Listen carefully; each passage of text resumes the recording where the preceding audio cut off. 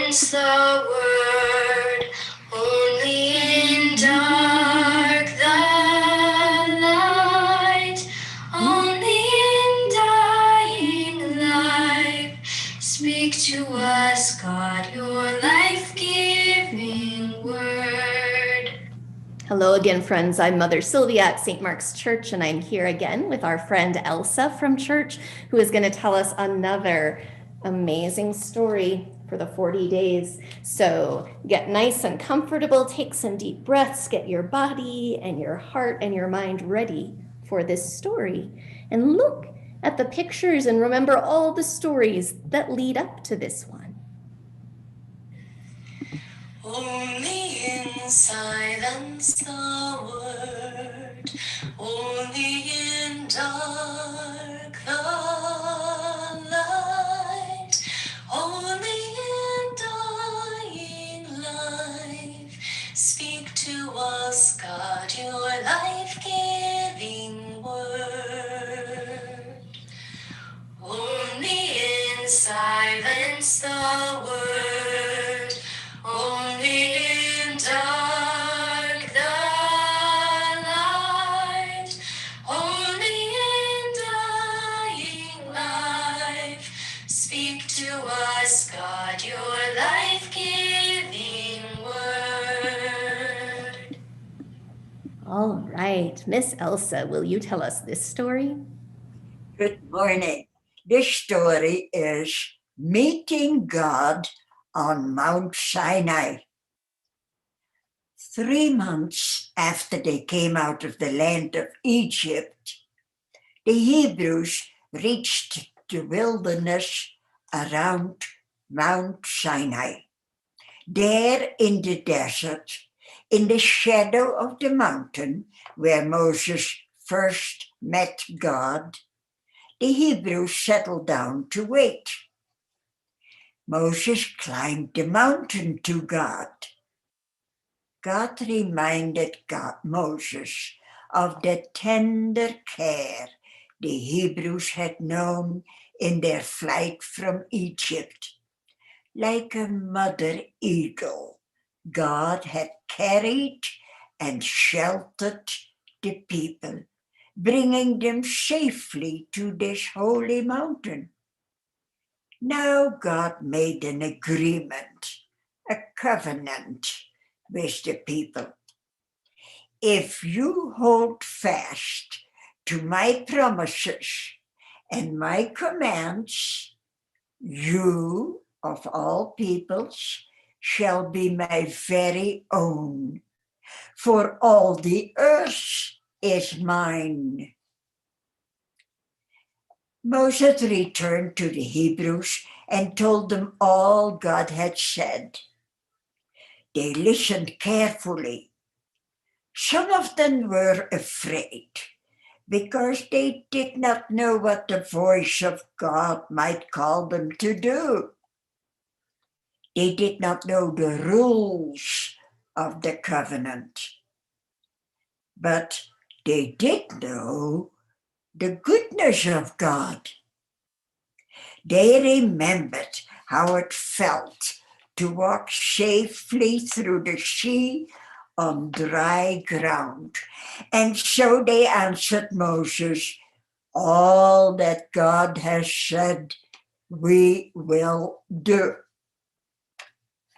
Moses took their answer back to God. And God told Moses, have the people prepare to meet me. So Moses hurried back to the camp and helped everyone bathe and do their laundry. They scrubbed and cleaned for 2 days until on the 3rd day, everyone sparkled and shone. At least they thought they did, but on the morning of the 3rd day, they saw a radiance, a huge sparkling that made their own look dim.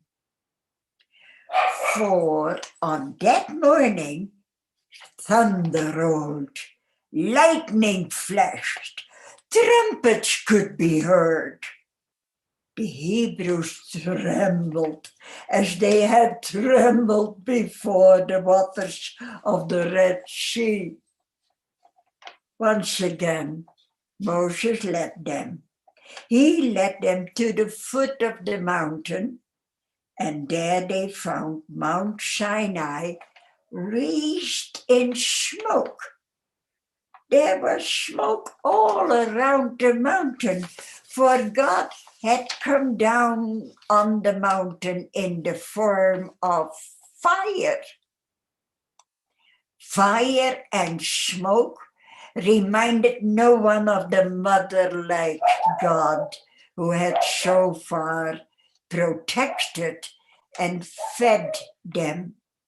This was a new and troubling experience of God.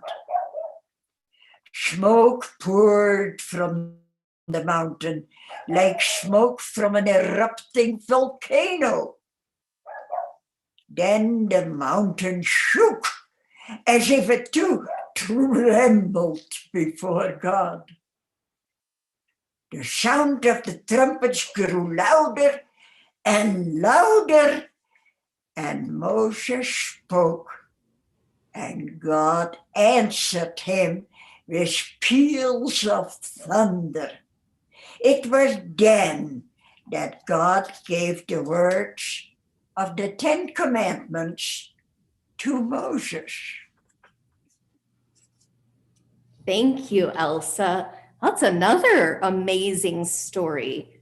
Reminds me that God is not just one way, that sometimes we know God like a mother that's so tender, and sometimes we know God like fire and smoke and thunder and earthquakes, that God is big and God is little, and God is gentle and God is powerful.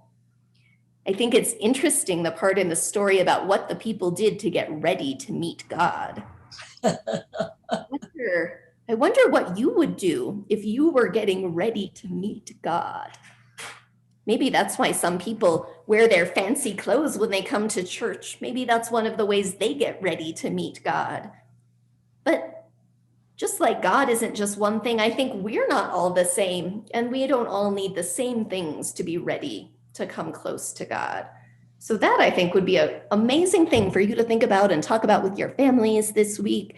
What do you do to get ready to come close to God? Talk about it with your families, and the next time we can be together at church at St. Mark's, find Miss Elsa or find me and tell us what you think, because